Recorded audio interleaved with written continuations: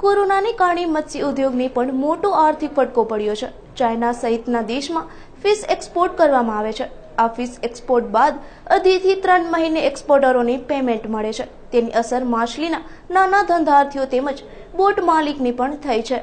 હાલ મત્સ્ય ઉદ્યોગની આર્થિક રીતે કડ ભાંગી ગઈ છે। પોરબંદર સહિત રાજ્યભરમાં મત્સ્ય ઉદ્યોગ અનેક લોકોને રોજગારી પૂરી પાડે છે। વાત કરીએ પોરબંદરની તો પોરબંદરના અર્થતંત્રને ધબકતું રાખવામાં મત્સ્ય ઉદ્યોગનો સિંહ ફાળો રહ્યો છે। પરંતુ કોરોના સંકટને કારણે આ ઉદ્યોગને પણ મોટો ફટકો પડ્યો છે। વિદેશમાં ફિશ એક્સપોર્ટ કરતા એક્સપોર્ટરોને 2.5 થી 3 મહિને પેમેન્ટ મળે છે, જેને કારણે નાના માછીમારોને સમયસર પેમેન્ટ મળતું નથી। હાલ ડ્રાય ફિશ, ફ્રેશ ફિશ અને એક ફિશ વિદેશમાં એક્સપોર્ટ કરવામાં આવે છે, પરંતુ પૈસા સમયસર મળતા નથી, જેને કારણે ફિશ એક્સપોર્ટરથી લઈ નાના માછીમારોને આર્થિક રીતે મુશ્કેલી પડી રહી છે। છેલ્લા આમ તો 2 વર્ષથી આ પરિસ્થિતિ માછીમારોની ખરાબ છે। એની પાછળના રીઝન એવા છે કે એક્સપોર્ટર મિત્રોની સાથે ચર્ચા કરતા કે વિદેશની અંદરમાંથી જે એક્સપોર્ટ થાય છે એ પણ હવે 90 દિવસે એને પેમેન્ટ મળે છે। એટલે આખું જે ચક્કર ફરવું જોઈએ એ ફરતું નથી ને એ સત્ય વસ્તુ છે।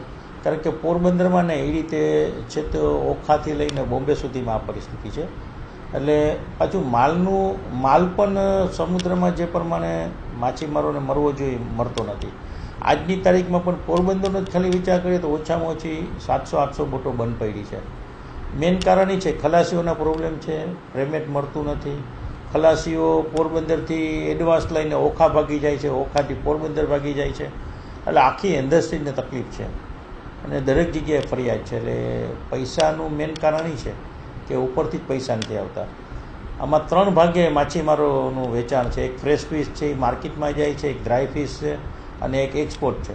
તો એક્સપોર્ટ યુનિટની અંદરમાં પ્રશ્ન એ છે કે એની પણ કેપેસિટી કરતાં એ વધારે માલ હોય અથવા પૈસા નથી આવતા ઉપરથી 90 દિવસની ક્રેડિટના કારણે પૈસામાં પહોંચી નથી શકતા। એક ડ્રાય ફિશમાં પણ એવું છે કે માલ ગયા પછી 2-3 મહિના સુધી પૈસા નથી મળતા। એટલે આખી ઇન્ડસ્ટ્રીની હાલત ખરાબ છે અને ખરેખર આની અંદર નિષ્ણાત મોરલને સર્વે કરવું જોઈએ। સરકારે પણ આની અંદરમાં સરકારનો પણ અભિગમ અમારી સાથે રહેવો જોઈએ, માછીમાર લીડરો સાથે, અને આની એક વ્યવસ્થિત રીતે પ્લાનિંગ કરીને આની એક બેઠક થવી જોઈએ સરકાર લેવલે।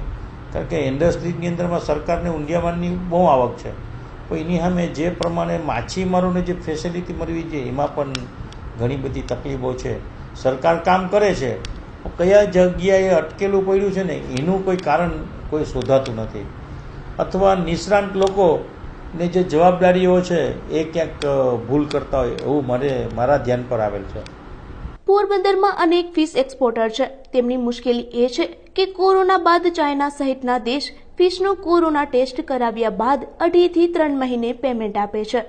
કોરોના પહેલા એક્સપોર્ટરોને 20 થી 22 દિવસમાં પેમેન્ટ મળી જતું હતું, પરંતુ કોરોના બાદ હવે પેમેન્ટ મોડું મળતું હોવાને કારણે ફિશ એક્સપોર્ટરો પણ આર્થિક રીતે મુશ્કેલીનો સામનો કરી રહ્યા છે। ગુજરાતમાંથી કરોડો રૂપિયાની કિંમતની ફિશ એક્સપોર્ટ કરવામાં આવે છે। ભારતમાં અંદાજે 13,000 કરોડનું વિદેશી હુંડિયામણ મત્સ્ય ઉદ્યોગ રડી આપે છે, પરંતુ કોરોનાને કારણે ફિશ એક્સપોર્ટરને સમયસર પેમેન્ટ નહીં મળતા મત્સ્ય ઉદ્યોગ ઉપર આર્થિક સંકટ ઊભું થયું છે।